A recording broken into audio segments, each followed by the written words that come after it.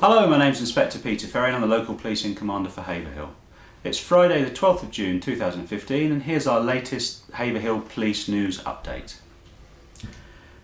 First thing I'm going to talk about today is I'm delighted to say on Monday the 15th of June we're going to be holding the passing out parade of the Joint Police and Fire and Rescue Cadets Scheme. 25 cadets have spent the last 12 weeks learning all about the police service and the fire and rescue service. And also they've learnt a lot of really useful new skills. The passing out parade will be attended by the Police and Crime Commissioner Tim Passmore, Haverhill Mayor Betty McClatchy, and also the Temporary Chief Constable of Suffolk Gareth Wilson, and also the Chief Fire Officer Mark Hardingham. This passing out parade is the first time that Joint Police and Fire Cadets course has been run in Suffolk, and I'm delighted to say that Haverhill once again is first to try out a new scheme, so I'm really happy with that. Second thing I'm going to talk about today is SNT engagement. You know, previously we used to hold SNT priority setting meetings. Well, we've now started the work of looking at how we're going to carry out engagement in the future, and I would expect within 2 or 3 months we'll have something in place and we'll be able to share with you what that's going to be. There's a small group of us that work together, councillors from the town, the borough and the county, and also some other residents from the town. We're going to try and work with young people as well from Samuel Ward to get their take on what the best way of engaging with the public will be. So as soon as I know more about that, I'll obviously share that with you. Thirdly, I'm going to do my usual talk about the crime figures in Haverhill.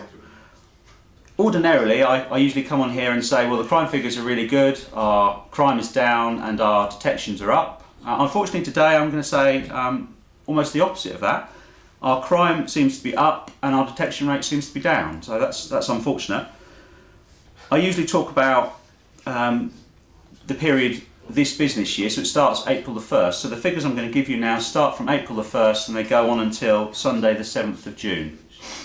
Total recorded crime so far this year in the wider Haverhill area is 551 and our 3-year average is 415, so I'd expect to see 415 per year, and so far we've had 551, so that's obviously up.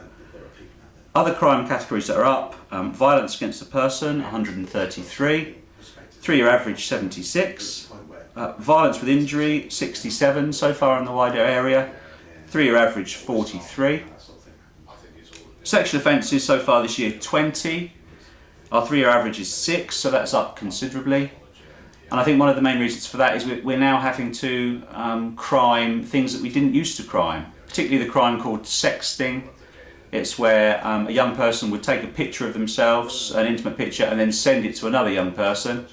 We now, if it's reported to us, have to treat that as a crime, and we have to treat it firstly as one crime for the person that sent the picture, and also another crime for the person that received it. So that's really bumping up the crime figures in the area of sexual offences. Things that are down, we've had vehicle crime has gone down, we've got 36 this year compared to a 3-year average of 48. Other burglary is slightly down, domestic burglary is up very slightly.